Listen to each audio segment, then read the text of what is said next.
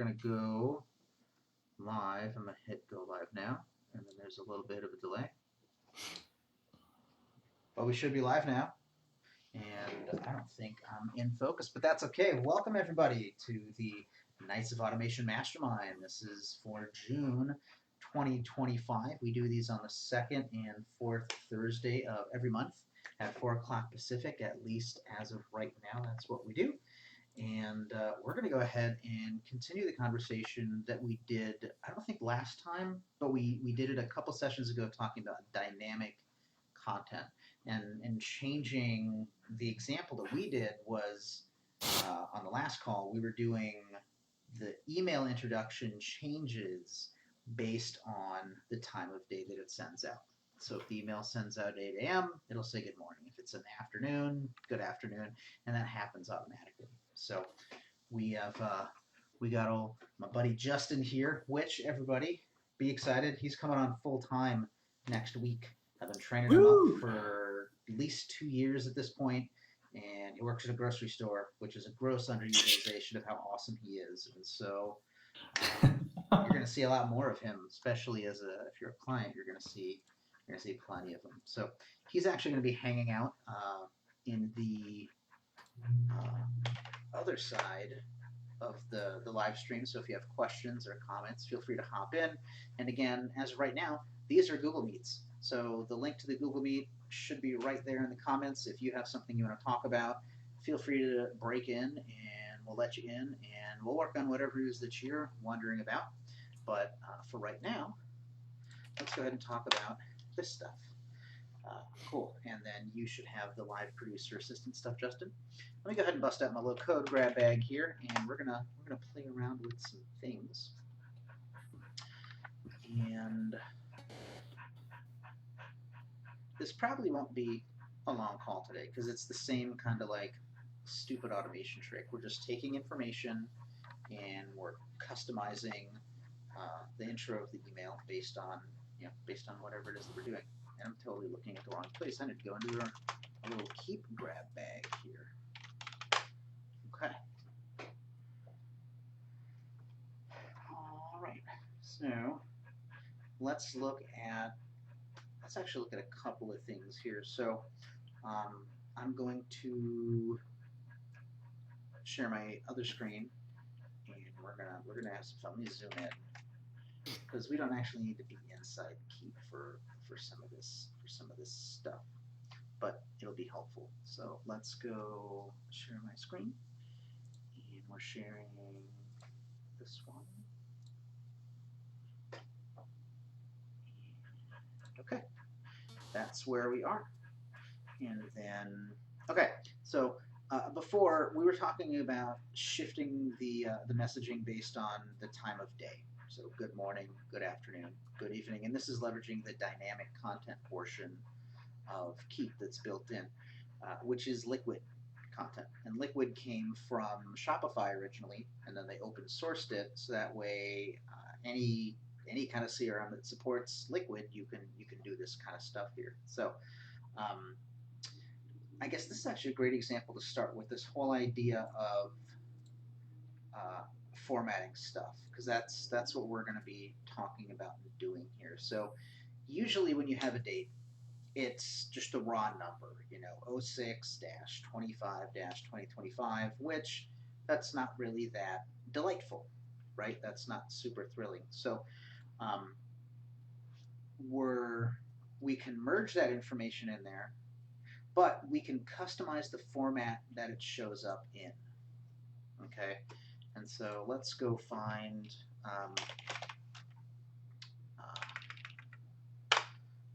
my record, and we'll play around with this here, and I'll show you exactly how this works. Because you'll notice we're saying your call's scheduled for this at this, but it's the same piece of data.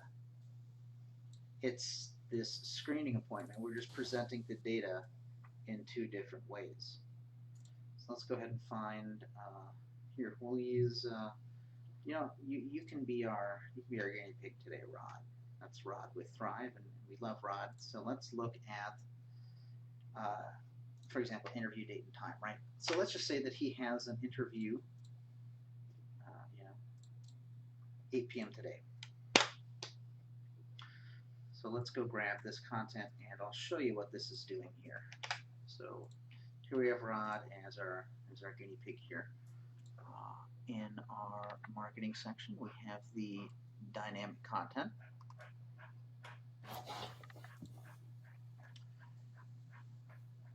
And so what's cool about this is this little dynamic content generator that we get, it allows us to kind of build this stuff if we don't know how to write this code. So for example, if I want to go ahead and merge in the what was the interview time, which is somewhere in here.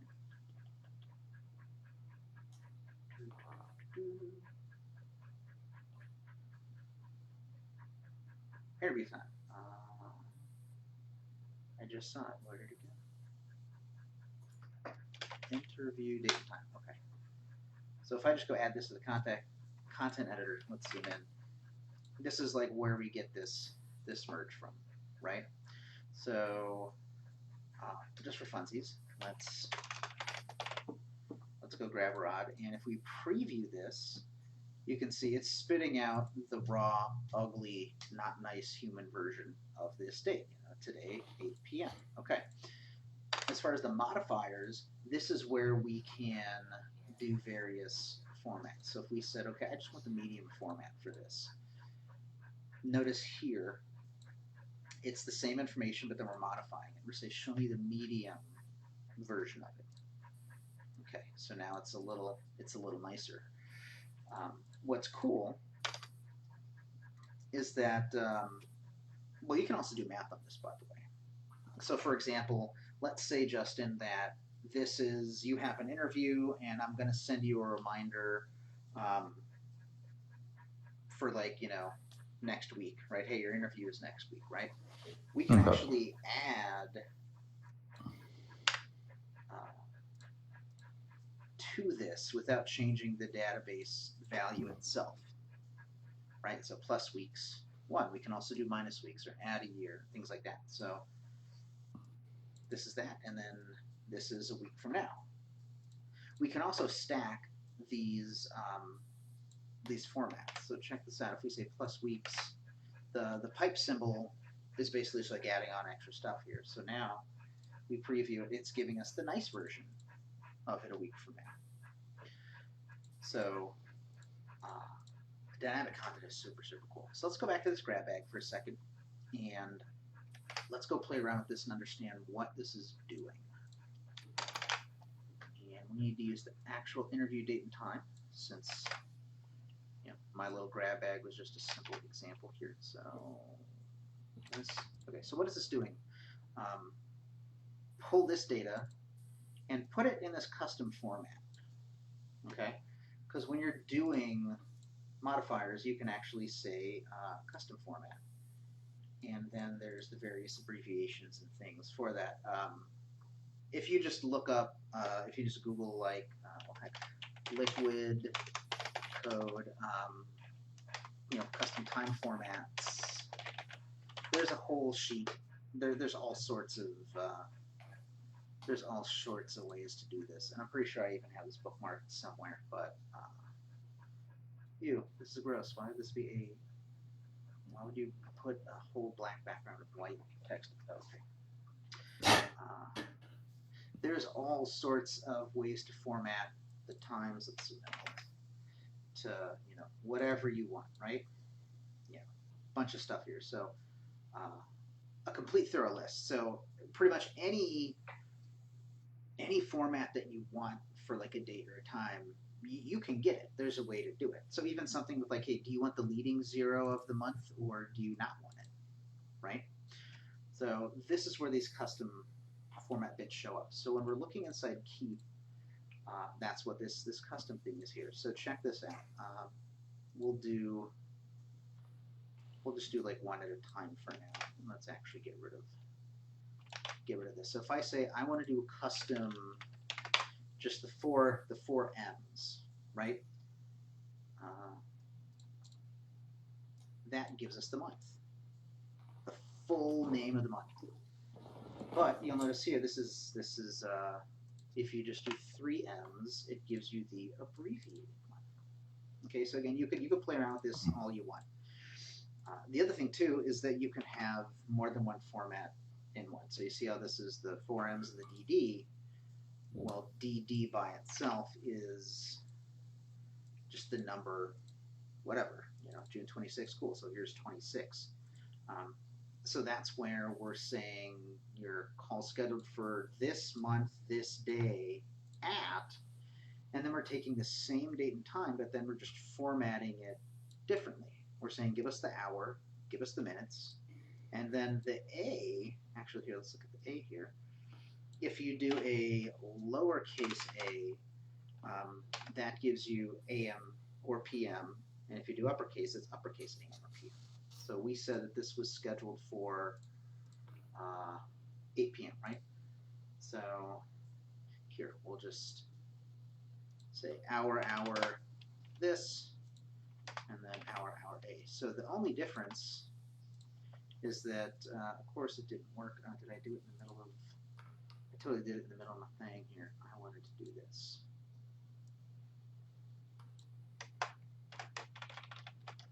That's the proper one. This is our example here. I'm going to put a nice big line break in here just to keep clean. Okay, so give us the hour with lowercase AM, PM. Give us the hour with uppercase. See? Oh, and apparently that's not. I even got my code wrong. So this is why you want to reference and look this stuff up all the time, right? But that's where you got the PM. So the bottom line is, if we have this date in here, sure, we can merge this into an email, but it's going to look ugly, and people are going to know that, okay, that's clearly automated. But if we format that date to be a little more human readable, it's a lot friendlier. And so that's exactly where this comes from. Your date, your call scheduled for this date in month date format at the exact same piece of data, but at the hour, minute, AM, PM. And then EST is hard coded in there because we're in Eastern time zone. Okay? So let's go look at how to make this even better. Let's look at how to use ordinals. Because this says, June 26th. But that's still not how humans would speak, right? They'd say June 26th or, June 11th or something like that, right? So you can still do that. But it's a little more, there's a little more to it than this. So how's the chat looking? Is any comments? Is everybody being nice? Everybody saying hello? Feel free. So far, so good. Okay. And so you're following along with this, right, Justin? This is making sense to you? Yes, I actually did have a question in regard to this, though. So when you have everything set up just as your normal contact, your custom fields and everything on the top, is there any real difference between how you have your first one set for the month and the date, and when you have the @ is there a reason why? Is it just cleaner when you separate them and you have the lower portion there, Yeah. other than if you combine them both together into one format? That's a great question. So let's look at the difference if we did all this, right? Because you're absolutely right. We could totally just say use this custom format, okay? But then look at how that reads.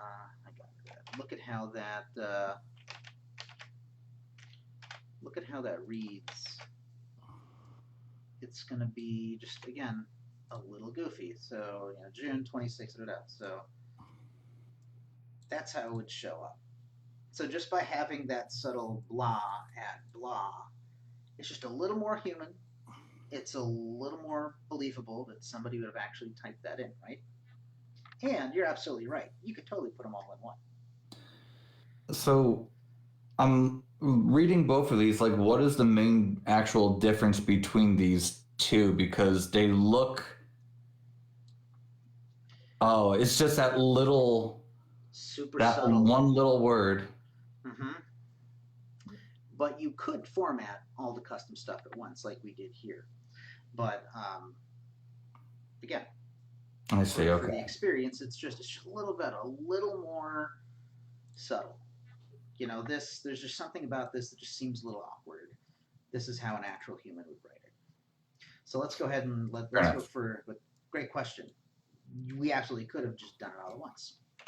So let's go further down the rabbit hole. Let's go look at this next piece, which is how to write the field ordinals. So 20th, 21st, blah, blah, blah, right? So you'll notice this is a little bit more wild as far as the code. We'll go look through this together. We'll break it down. So the interview is, then I have to get the right field in here. So the interview is this,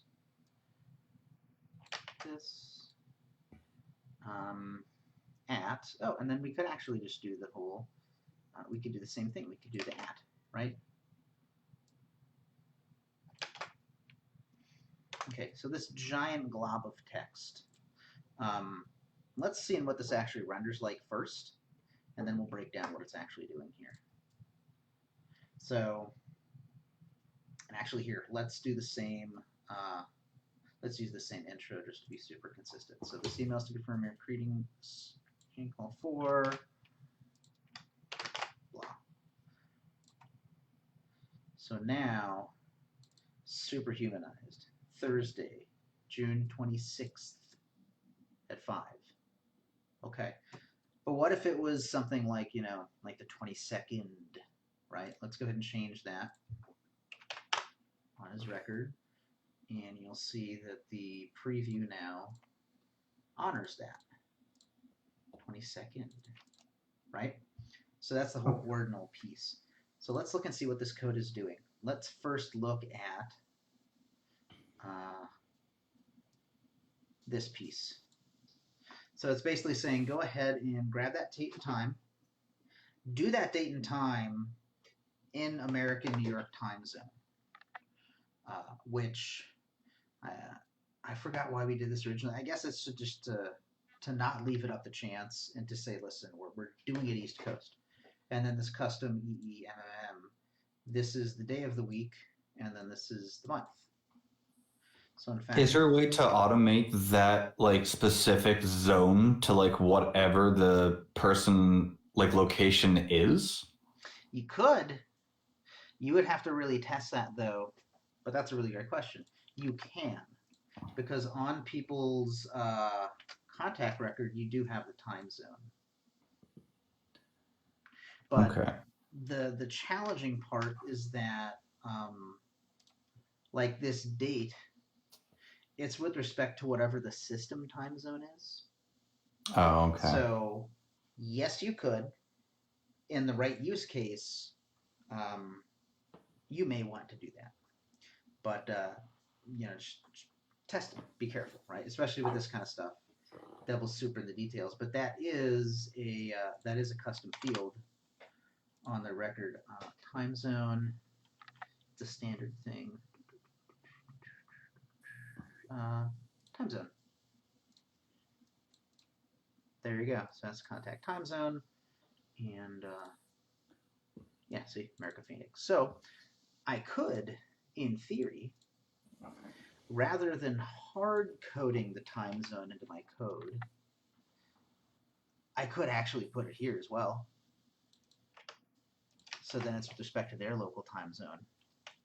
But again, I would need to really test that super hard.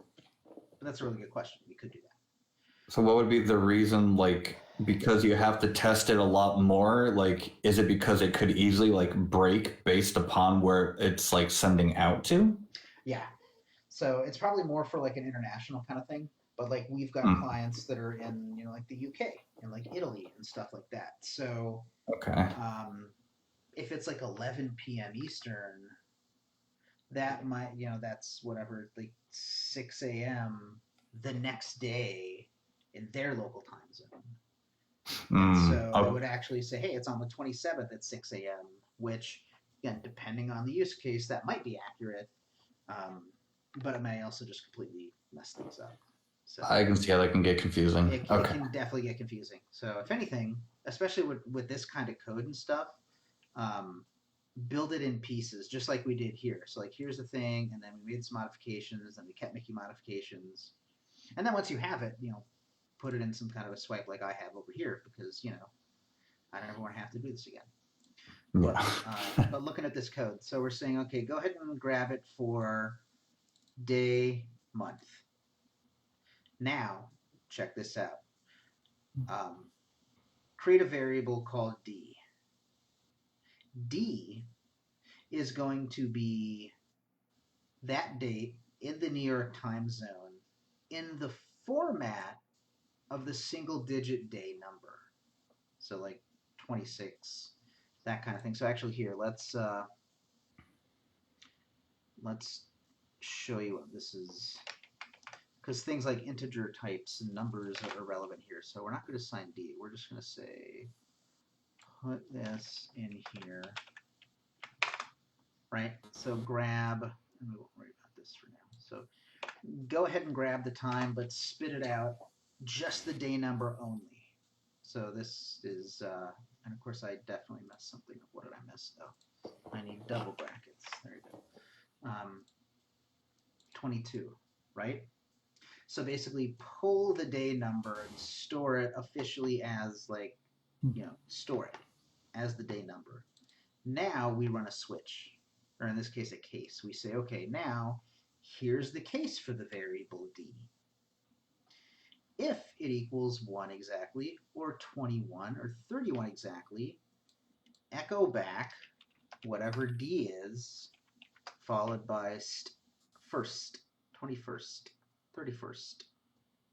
In the case where D is 2, or the 22nd, go ahead and echo back D end, second, 22nd. Otherwise, if it's 3 or 23, say third, 23rd. Otherwise, in all other cases, it's just a 16th, 4th, 27th, right? That's the logic for how ordinals work. Which, if you think about it, it makes total sense, but yeah, it does. That's just how we speak, and then we end the switch. We say, okay, we're done with this use case, and then the same thing at whatever Eastern. And so that's how this giant chunk of code becomes a humanized. And we'll even get rid. Let's even just get rid of the day just to see the comparison here. That's how we now go from this robot-y, which is still a little better, but now we're saying June 22nd. If you receive this in an email, you're going to be hard-pressed to figure out that this was automated.